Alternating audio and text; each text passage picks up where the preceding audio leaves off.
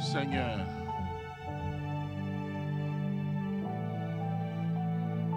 nous te bénissons, Seigneur. Nous célébrons ton Saint-Nom. Nous t'élevons, Seigneur, toi qui es Dieu.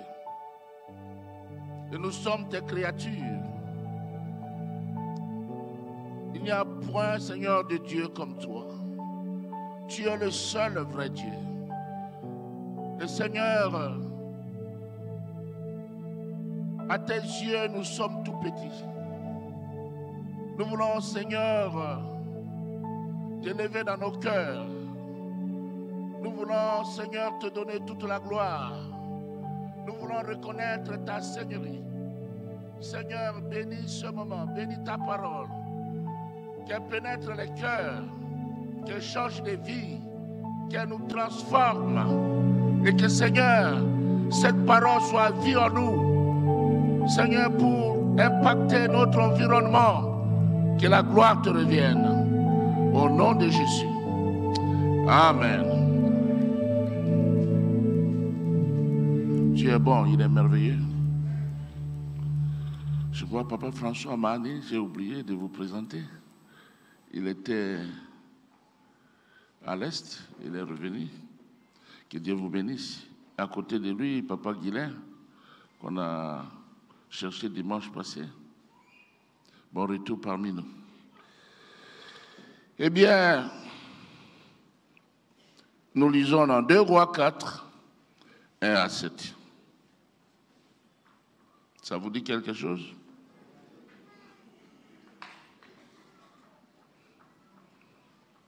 Deux Rois 4, 1 à 7. Une femme d'entre les femmes des fils des prophètes cria à Élisée en disant: ton serviteur, mon mari, est mort. Et tu sais que ton serviteur craignait l'Éternel. Or, le créancier est venu pour prendre mes 2 enfants et en faire ses esclaves. Élisée lui dit: que puis-je faire pour toi? Dis-moi, qu'as-tu à la maison? Qu'as-tu à la maison? Elle répondit: ta servante n'a rien du tout à la maison qu'un vase d'huile. Un vase d'huile. Et il dit: va demander au dehors des vases chez tous tes voisins. Des vases vides, et n'en demande pas un petit nombre. Quand tu seras rentré, tu fermeras la porte sur toi et sur tes enfants. Tu verseras dans tous ces vases et tu mettras de côté ceux qui seront pleins. Alors elle les quitta. Elle ferma la porte sur elle et sur ses enfants. Il lui présentait les vases et elle versait. Lorsque les vases furent pleins, elle dit à son fils: présente-moi encore un vase. Mais il lui répondit: il n'y a plus de vase. Et l'huile s'arrêta. Elle alla le rapporter à l'homme de Dieu et il dit: va vendre l'huile et paie ta dette, et tu vivras, toi et tes fils, de ce qui restera. Amen. Depuis passablement quelques dimanches, je prêche sur ces passages de 2 Rois 4 à 7. Ce matin, nous allons continuer avec le même thème. Membre dynamique de la communauté des serviteurs. Et il est subdivisé en 3 parties. Premièrement, chacun a reçu quelque chose de Dieu. Deuxièmement, chacun a le devoir de fructifier ce qu'il a reçu. Et troisièmement, chacun recevra sa récompense selon son œuvre.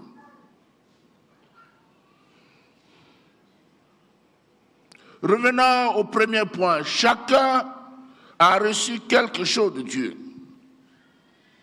Nous connaissons très bien, et surtout tenant compte de son plan pour nos vies, le maître de la moisson a donné à chacun quelque chose.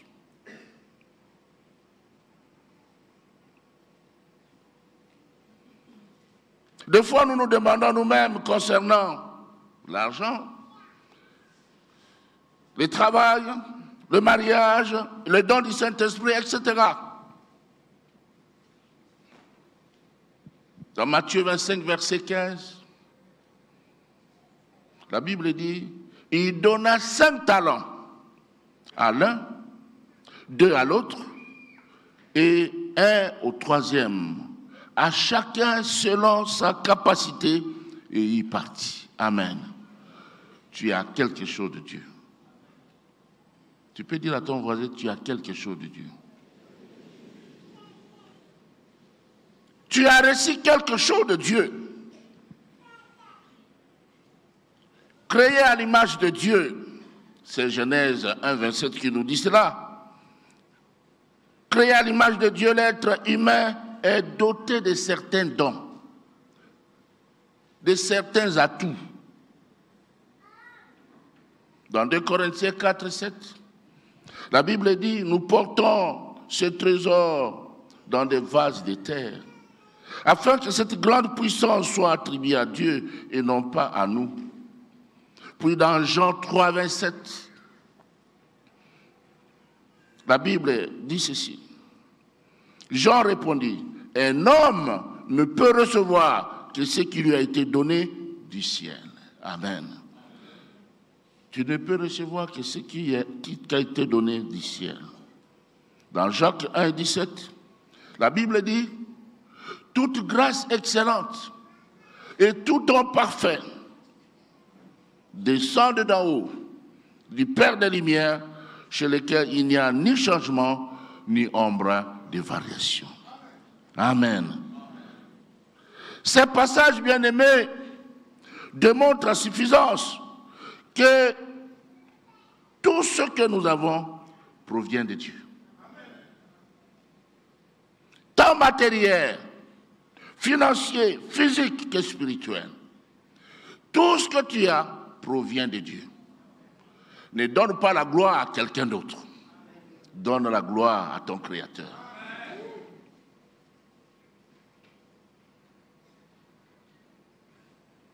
Et même ce que nous demandons comme cette veuve vient de Dieu. Cette veuve n'avait rien, sinon un vase d'huile. Elle n'avait rien. Dieu a donné à chacun quelque chose. Il t'a donné quelque chose. Et réjouis-toi, contente-toi de ce que Dieu t'a donné. Sinon, si tu ne te réjouis pas, c'est comme pour dire que tu n'es pas content de ce que Dieu a fait. Ce que Dieu fait est parfait. Dans Exode 35, versets 30 à 35, vous allez dire ça à la maison. Là, Moïse parle aux enfants d'Israël. Et il leur dit, sachez que l'Éternel a choisi Bétchaler, fils d'Uri, fils de Hur, de la tribu de Juda. Il a rempli de l'esprit de Dieu, de sagesse, d'intelligence et de savoir pour toutes sortes d'ouvrages. Il a rendu capable de faire des inventions, de travailler l'or, l'argent et les reins, de graver les pierres enchâssées, de travailler les bois, d'exécuter toutes sortes d'ouvrages d'art. Il lui a accordé aussi le don d'enseigner, de même qu'à Oliab, fils d'Aïch.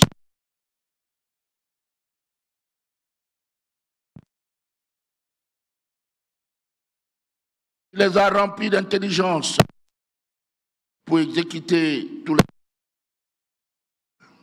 et d'art. Vous voyez, Dieu a donné à ces gens, et c'était pour le tabernacle. Dieu t'a donné à toi quelque chose. Peut-être que tu ignores. Et Dieu est merveilleux. Quand je lis ce passage, je vois que Dieu, c'est le Dieu d'unité. Il donne à Béchaler, qui était de la tribu de Juda, et il donne à Oliab, qui était de la tribu de Dan. Et il est rempli de son esprit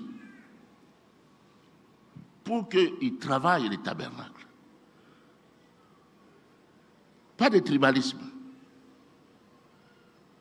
Mais il veut que les gens de différentes tribus travaillent pour sa gloire. Alléluia. Ça, c'est un aspect qu'il faut souligner. Pour agir, Dieu veut que tu saches que tu as reçu quelque chose de lui.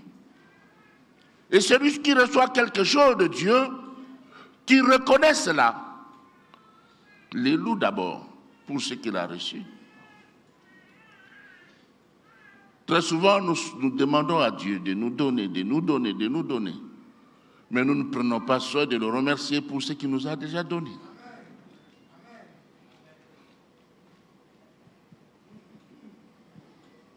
En fait, il veut réveiller ta conscience. Si tu sais que Dieu t'a donné quelque chose, à ce moment, ta conscience est réveillée pour que tu le reconnaisses dans ta vie et dans ta marche de chaque jour. Au lieu de regarder à ce que les autres ont reçu, cherche à connaître ce que tu as reçu toi-même de Dieu. Tu as reçu quelque chose. Quelque chose peut-être de caché, mais tu as reçu aussi quelque chose de visible. Amen. Dieu t'a donné des bras, n'est-ce pas? Il t'a donné les yeux, il t'a donné les pieds. Il t'a donné l'intelligence. Il t'a peut-être donné la beauté.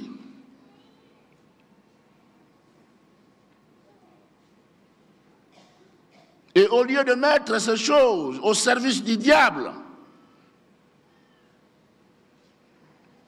confie cela entre les mains de Dieu. Donne cela à Dieu. Confie cela entre les mains du Seigneur.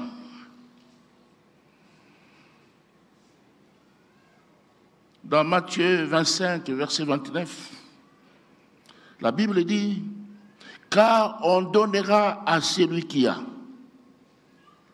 et il sera dans l'abondance. Mais à celui qui n'a pas, on ôtera même ce qu'il a. Ça, c'est grave. On donnera à celui qui a, et il sera dans l'abondance. Mais à celui qui n'a rien, on ôtera même ce qu'il a.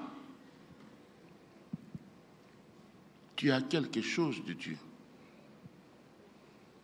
Peut-être qu'il faut une situation pour que cela réveille cette chose.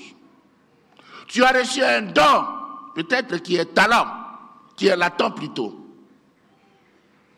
Cette dame, pour elle, elle n'avait rien, mais elle avait un peu d'huile. C'est quelque chose. Alléluia.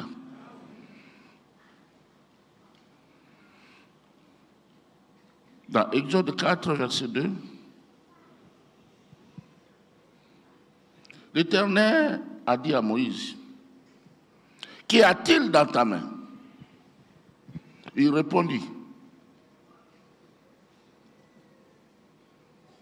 un bâton, une verge.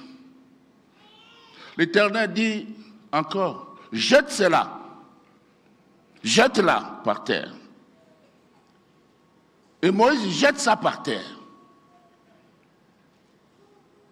Et cette verge, ce bâton devient un serpent. Moïse fuyait devant lui. L'Éternel dit à Moïse: étends ta main et saisis-les par la queue. Il étendit sa main, il étendit la main et le saisit. Et le serpent redevint une verge dans sa main.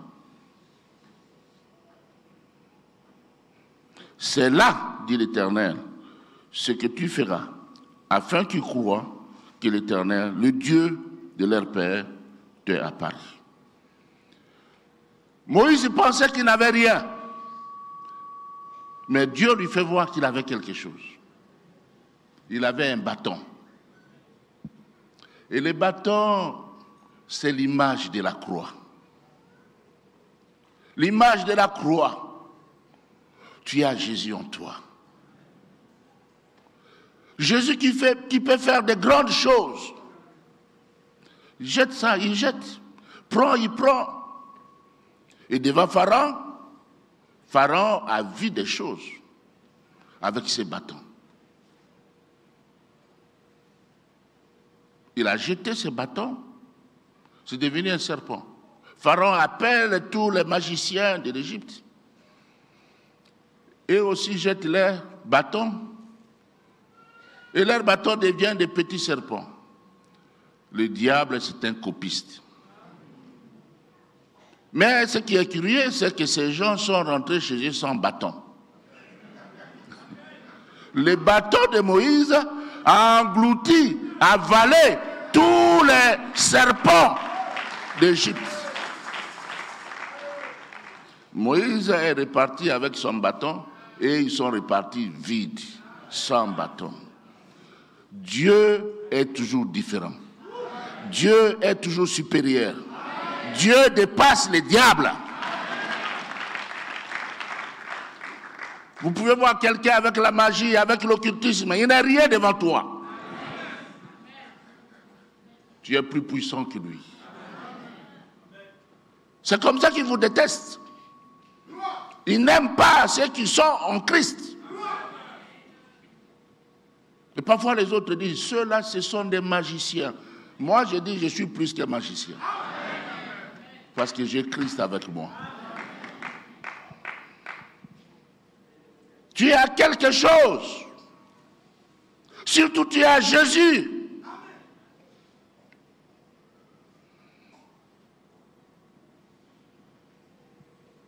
Un jour, Jésus a vu une foule. Et la Bible dit, dans Marc 8, 2 à 7, qu'il était ému de compassion pour cette foule. Parce que c'est depuis 3 jours que cette foule était affamée. Et les disciples avaient préconisé de renvoyer la foule. Mais Jésus a dit non, vous n'allez pas renvoyer la foule.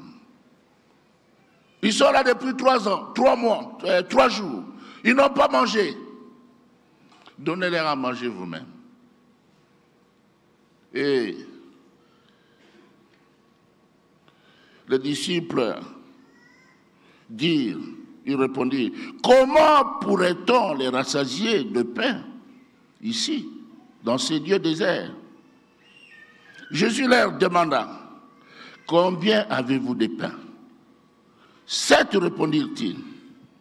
Alors il fit asseoir la foule par terre, prit les 7 pains, et après avoir rendu grâce, il les rompit et les donna à ses disciples pour les distribuer. Et ils les distribuèrent à la foule. Ils avaient encore quelques poissons. Et Jésus ayant rendu grâce, les fit aussi distribuer. Bien-aimés dans le Seigneur, un petit rien dans les mains de Dieu devient quelque chose de grand. Votre petite intelligence, si vous confiez ça au Seigneur, vous deviendrez grand.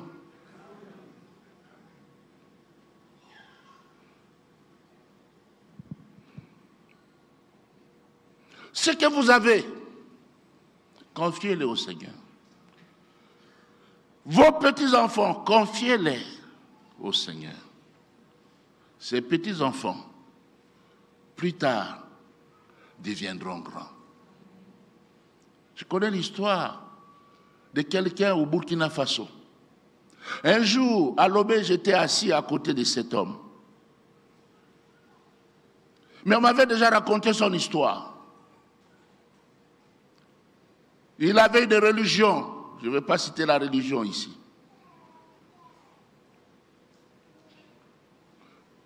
La religion, c'est un moyen par lequel l'homme cherche à atteindre Dieu. Mais Dieu n'est pas atteignable par les moyens humains. Dieu a pourvu un seul moyen par lequel on peut l'atteindre. Ce moyen, c'est Jésus. Ce moyen, c'est la croix. Et cet homme a reçu Jésus dans son cœur. On l'a chassé de sa famille. On a mis la croix sur lui. On a dit, c'est fini. Il n'est plus notre enfant. Et c'est l'Église qui l'a reçu. Et c'est l'Église qui l'a élevé. Il a terminé ses études secondaires. Et puis il a fait l'université. Et puis il a eu la grâce d'avoir une bourse. Et il a fait de hautes études. Après, il est revenu au pays. Peu de temps après, on l'a envoyé comme ambassadeur à Washington. Et après, il revient à Ouagadougou comme Premier ministre. Ceux qui avaient mis la croix sur lui effacent la croix. Ceux qui l'avaient chassé le rapprochent. C'est notre fils. Et au mariage de la fille du fait pasteur, Dr Bandé, il est venu parce qu'il était de la famille. Et on l'avait mis à côté de moi. Je voyais cet homme. Je voyais la gloire de Dieu. Je voyais les merveilles de Dieu. Dieu peut faire quelque chose d'inimaginable. Pour toi et pour toi seul. Mais à condition que tu crois en lui. Que tu crois en lui.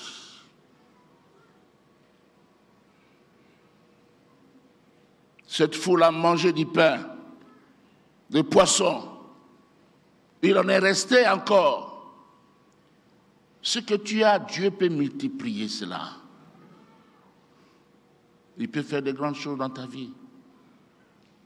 La vie chrétienne, c'est une vie d'aventure.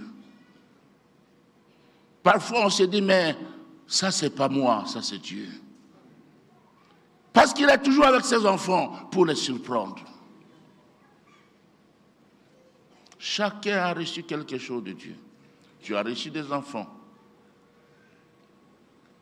Dieu t'a donné certaines capacités que les autres n'ont pas. Ne regarde pas seulement ce que l'autre a. Regarde au fond de toi, qu'est-ce que Dieu m'a donné. Et quand Dieu permet certaines situations, c'est pour réveiller ce qui est latent. Avec le peu d'huile là, cette femme a fait de grandes choses. Deuxièmement, chacun a le devoir de fructifier ce qu'il a reçu de Dieu. Comme cette veuve, il y a des personnes qui ont reçu un ou plusieurs dons de Dieu, mais qui sont latents. Il faut une situation difficile pour réveiller ces dons-là. Cette veuve pouvait faire du commerce, même du vivant de son mari. Parce que toute sa vie, elle n'a vécu qu'avec ce qu'elle faisait après la mort de son mari. Elle a élevé ses enfants, elle a nourri ses enfants, rien qu'avec ce commerce d'huile.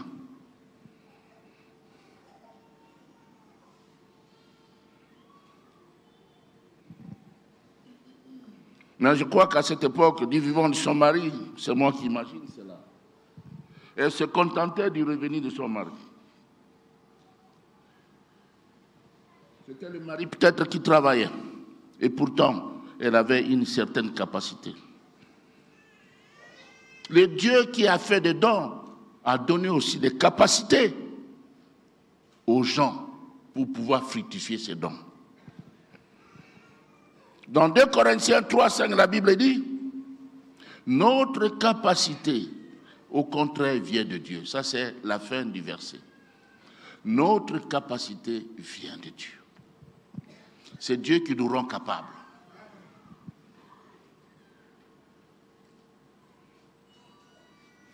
Tu peux fructifier ces dons à condition que tu reconnaisses que cela provient de Dieu et que tu te confies en lui comme cette veuve. Elle avait un peu d'huile, peut-être l'équivalent d'une petite bouteille. Mais quand il y a la grâce de Dieu, cela devient beaucoup. Dans Philippiens 2, 13, Paul dit, « Car c'est Dieu qui produit en vous le vouloir et le faire, selon son bon plaisir. » Pour le faire, tu dois savoir que tu n'es pas seul. Tu dois savoir aussi que tu ne le fais pas par ta force. Zacharie 4, 6 dit, ce n'est ni par la puissance, ni par la force, mais c'est par mon esprit, dit l'Éternel des armées. Il y a des choses que nous ne pouvons pas faire nous-mêmes, mais Dieu peut faire. Peut-être que quelqu'un ce matin est à l'étroit, il a des soucis, il se pose des problèmes, il se pose des questions dans sa tête, mais Dieu a les moyens de résoudre ton problème. Loue-le, confie-toi seulement à lui. Et lui va bouleverser cette situation qui paraît grave. Je connais l'histoire d'un homme, un pasteur quelque part, dans des églises où on permet les pasteurs. Ce pasteur était un pasteur qui aimait le Seigneur, qui travaillait pour Dieu. Et il faisait des exploits avec le Seigneur. Et ça suscitait la jalousie au niveau de ses chefs. Ils l'ont permitté. Ils l'ont envoyé à l'intérieur du pays. Et arrivé là-bas, il a continué à servir son Dieu. Il priait. Il priait le Seigneur. Et il confiait ses gens au Seigneur. Et il demandait, Seigneur, garde mon cœur. Ce n'est pas à cause de ce que j'ai fait que je dois t'aimer. Je t'aime parce que tu es mon Dieu. Il est parti travailler. Et là, il a trouvé quelqu'un qui était alcoolique. Il avait des femmes. Et cet homme a construit une église à l'intérieur du pays, selon les moyens de ces gens-là. Et cet alcoolique s'est converti. Il a donné son cœur au Seigneur. Et il avait plusieurs femmes, il leur a dit, mais écoutez, maintenant que je connais le Seigneur, je dois rester avec l'unique, ma première femme. La femme de ma jeunesse. Et quand on a assez de femmes, c'est qu'on a assez de moyens aussi à l'intérieur. Il leur a donné des maisons, des moyens, et il leur a dit, vous pouvez vous remarier, mais les enfants, je garde mes enfants. Et cet homme allait à l'église. Or, cet homme alcoolique, qui était devenu chrétien, était frère d'un grand homme dans la capitale du pays. Son frère était fatigué de lui. Son frère était gouverneur d'une grande banque nationale. Il a appris que ce monsieur avait changé de vie. Et il l'a appelé. Il est allé dans la capitale. Il a dit, mais pourquoi tu es devenu ce que tu es? Il dit, c'est Jésus. Jésus m'a changé. Il t'a changé par l'entremise de qui? Par l'entremise d'un pasteur, un homme de Dieu. Je vais voir cet homme de Dieu. Peu de temps après, ce gouverneur a été nommé Premier ministre. Et le monsieur a reçu le fameux pasteur. Il a dit, je te loge chez moi dans mon palais. Ceux qui l'avaient envoyé. Avant de faire cela, il dit, écoute, je vais t'aider, tu fais des champs, j'ai appris que tu fais des champs, mais je vais te donner un tracteur. Et je vais t'aider à reconstruire l'église. Et le monsieur a reconstruit l'église avec des matériaux durables. il a eu un tracteur, il a eu une voiture. Là-bas à l'intérieur, Dieu n'est pas seulement le Dieu de la capitale. Il est aussi le Dieu de l'intérieur. Il se manifeste à l'intérieur. La Bible dit, Élie le Tishbite. Élie était de Tishbé, pas de Jérusalem. Dieu agit partout.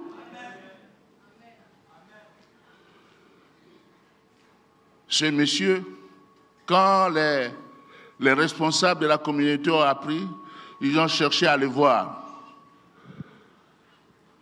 Et ils lui ont dit, mais écoute, tu as fait longtemps à l'intérieur, hein? Il est temps que tu reviennes ici. Mais leur souci, ce n'était pas ça, c'était de les introduire auprès des premiers ministres.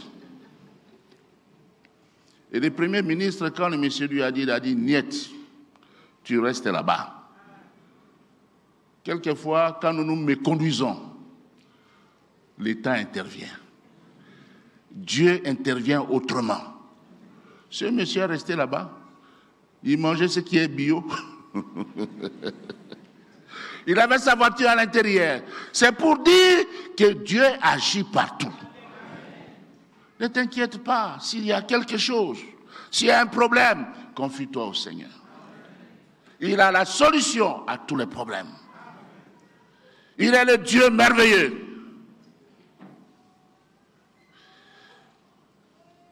C'est lui qui fait tout.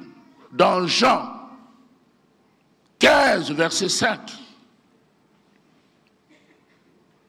Jésus dit, je suis le cep, vous êtes les sarments. Celui qui demeure en moi et en qui je demeure porte beaucoup de fruits. Car sans moi, vous ne pouvez rien faire. Sans lui, on ne peut rien faire. Mais avec lui, on porte beaucoup de fruits. Alléluia. Puis dans Jean 15, verset 6, Jésus dit, ce n'est pas vous qui m'avez appelé, mais moi, je vous ai choisi et je vous ai établi afin que vous alliez, que vous portiez du fruit et que votre fruit demeure, afin que ce que vous demanderez au Père en mon nom, il vous le donne. Tu dois en fait savoir que Jésus a promis de t'accompagner pendant ton pèlerinage terrestre. Dans Matthieu 19, 19 à 20, il dit, allez faire de toutes les nations des disciples, les baptisant au nom du Père, du Fils et du Saint-Esprit, et enseignez-les à observer tout ce que je vous ai prescrit. Et voici, je suis avec vous tous les jours jusqu'à la fin du monde. Jésus est avec toi. Il est avec toi.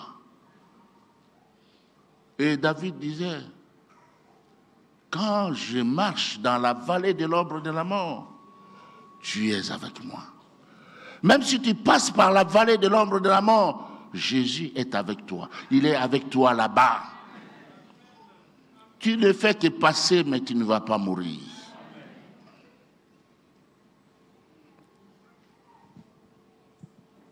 Et il ajoute, il dit, ta houlette et ton bâton me rassurent. Alléluia. Le bâton, c'est pour aider les brebis à prendre la direction. Mais la houlette, c'est pour protéger les brebis contre les bêtes sauvages. Dieu est le protecteur des hommes qui les craignent. Et enfin, troisièmement, chacun recevra sa récompense selon son œuvre. Selon son œuvre. Cette femme a reçu sa récompense. Selon son œuvre. Elle a obéi à la parole de Dieu, prononcée par son serviteur Élisée. Elle a vu le miracle. Et sa vie a changé. La récompense, c'est le résultat, c'est l'aboutissement, c'est la conséquence. Cette veuve reçoit une quantité d'huile qu'elle doit fructifier et qu'elle a fructifié. Je pense qu'elle a vendu cela en tenant compte des normes bibliques pour ne pas échouer. Je pense que lorsqu'elle vendait, elle enlevait déjà la dîme. Ça, c'est la dîme. Même si c'est petit, mais je mets ça de côté. Elle est petite, mais ça appartient à Dieu. Mais aujourd'hui, dans les églises, les gens ne donnent pas la dîme. Je donne ce que je veux. Ce n'est pas la dîme. La dîme, beaucoup. Ah, c'est beaucoup.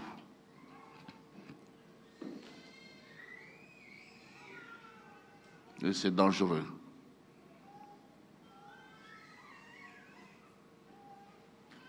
Bien-aimés, partout où nous sommes au service du Seigneur. Lorsqu'on est chrétien, on sert le Seigneur partout où on est. Là où vous travaillez, vous servez aussi le Seigneur. Vous devez briller par votre témoignage. On doit reconnaître en vous un homme de Dieu, une femme de Dieu. Si ce n'est pas le cas, il faut changer de vie. Dans 1 Corinthiens 3,9, la Bible dit, car nous sommes ouvriers avec Dieu. Ouvriers avec Dieu. Nous travaillons avec Dieu. Et quelque part, la Bible dit, nous sommes co-ouvriers avec Christ. Vous êtes le champ de Dieu, l'édifice de Dieu. Ce verset démontre que tous nous avons quelque chose de Christ, de Dieu. Et notre récompense dépend du matériel que nous utilisons, quel que soit le domaine. Ça peut être le domaine spirituel, domaine physique, matériel, financier, mais tu utilises quel matériel? Si nous bâtissons selon la parole de Dieu, nous obtiendrons notre récompense, objet de notre réjouissance. Nous allons nous réjouir. Mais si nous ne bâtissons pas selon les règles, les gens peuvent nous admirer. Mais Dieu, lui, il secoue la tête. Il secoue la tête. Quelque part, il y avait des gens qui avaient organisé un concert. Et le modérateur, le chanteur, faisait chanter. Les gens avaient l'impression qu'il faisait... C'était l'euphorie dans la salle. Les gens sautaient. Mais au fond de la salle, il y avait le professeur de musique. Et ce monsieur est passé par son école. Il est passé entre ses mains. Et le monsieur était comme ça. Mais quand ce monsieur a changé le rythme, ce monsieur qui était là-bas au fond a fait comme ça. Et il était content, il était poussé à mieux travailler. Nous pouvons tout faire. Vous pouvez tout faire. Il y a quelqu'un qui est là. Les gens disent « Oh !» Mais lui là-bas, il secoue la tête. Il faut que lui là-bas dise « Ok. » Alléluia. En tant que chrétiens, nous sommes au service du Seigneur. Et tout ce que nous entreprenons, c'est pour sa gloire. Sa gloire. Ainsi, nous sommes bien-aimés, appelés à exceller dans ce que nous faisons. Dieu nous donne les moyens de fructifier ce qu'il nous a donné. Si toi qui es étudiant, tu te contentes des notes, après tes études, c'est fini. Tu ne lis pas d'autres livres, tu seras abruti. Tu resteras seulement avec l'histoire. J'ai ma licence. Mais il y a des domaines qui vont t'échapper. Mais en lisant des livres, en participant à certaines conférences, tu multiplies ce que tu as reçu. Alléluia. Que le Seigneur nous aide. Bien-aimés, en définitive, notons que chacun a reçu quelque chose de Dieu. Quelque chose de Dieu. Chacun est appelé à multiplier, à fructifier ce qu'il a reçu. Et enfin, chacun doit s'attendre à la récompense selon son œuvre, selon son travail. Que le Seigneur nous bénisse.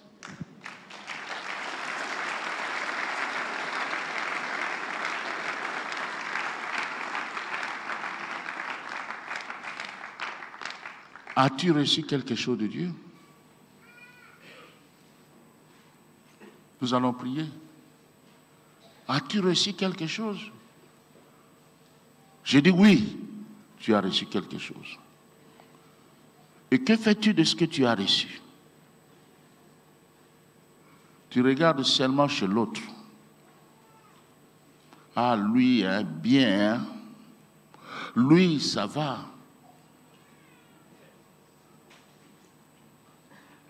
Mais toi, tu as reçu quelque chose. Que fais-tu de ce que tu as reçu? Est-ce que tu confies cela au Seigneur? Est-ce que tu présentes cela au Seigneur? Tu as reçu le Seigneur lui-même. Il est dans ta vie, dans ton cœur.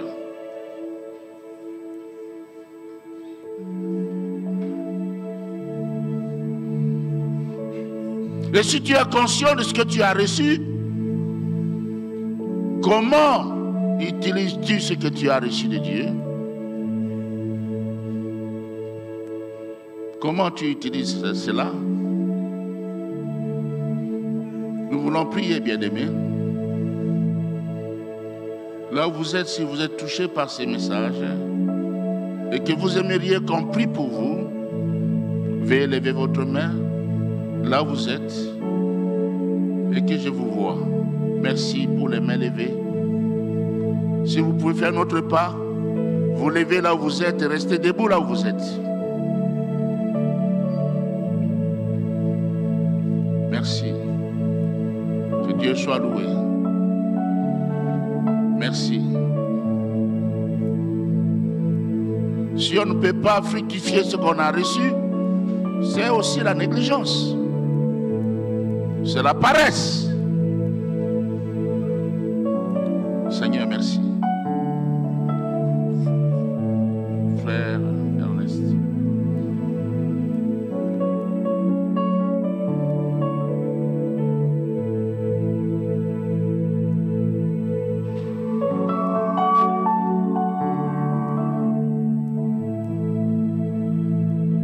Précieux Père Céleste, merci. Ce matin, ton amour s'est encore déversé sur nous. Tu nous as visités par ta parole. Et quelle parole! Une parole qui nous fait prendre conscience de ce que, Seigneur, tu es le bienfaisant. À chacun de nous, tu as donné quelque chose. Mais Seigneur, ce matin, tu nous vois devant toi. Et Seigneur, c'est pour recevoir de toi la grâce, la faveur nécessaire pour que, Seigneur, quelque chose change dans notre façon de comprendre, dans notre façon de travailler, dans notre façon de percevoir les choses, pour être réellement des membres dynamiques de la communauté des serviteurs. Parce que, Seigneur, tu n'appelles jamais en vain. Si tu nous as sélectionnés pour être de ta famille, c'est parce que tu sais toi-même ce que tu as déposé en nous. Seigneur, l'ennemi peut être là pour nous faire vaciller dans notre marche, avec des voix, avec des choses qui nous entourent. Mais ce matin, ta parole est sortie pour nous rendre fermes dans notre foi. Tu es là. C'est toi l'auteur et le consommateur de notre foi. Et ce matin, donne au peuple la force de croire en toi. Tu n'es pas un homme. Tu es Dieu. Tu es le créateur de toutes choses. Et tu continues à créer, Seigneur. Car rien n'est impossible à toi. Ce matin, le peuple sortira de ces lieux fort de ce que toi, tu t'es manifesté au travers de ta parole. En donnant des exemples après exemples, Seigneur, pour que nous comprenions que tu es le Dieu tout-puissant. Et c'est en toi que nous croyons. Seigneur, merci de nous rendre capables. Merci de chasser la peur au-dedans de nous pour affronter toutes les situations avec force. Parce que ton serviteur a dit et a répété ta parole. Même lorsqu'on traversera la vallée de l'ombre de la mort, même la mort n'a pas de pouvoir sur toi. Qu'est-ce que tu ne peux pas faire?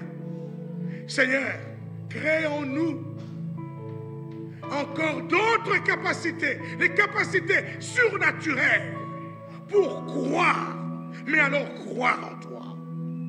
Merci pour ce matin.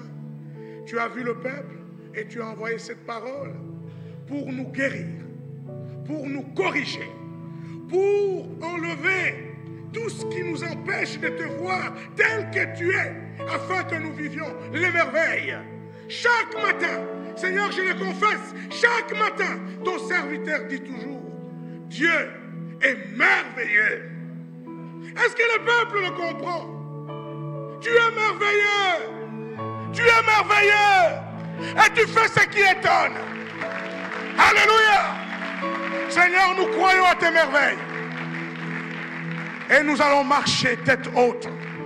Parce que c'est en un Dieu vivant que nous avons cru. Bénis ton serviteur.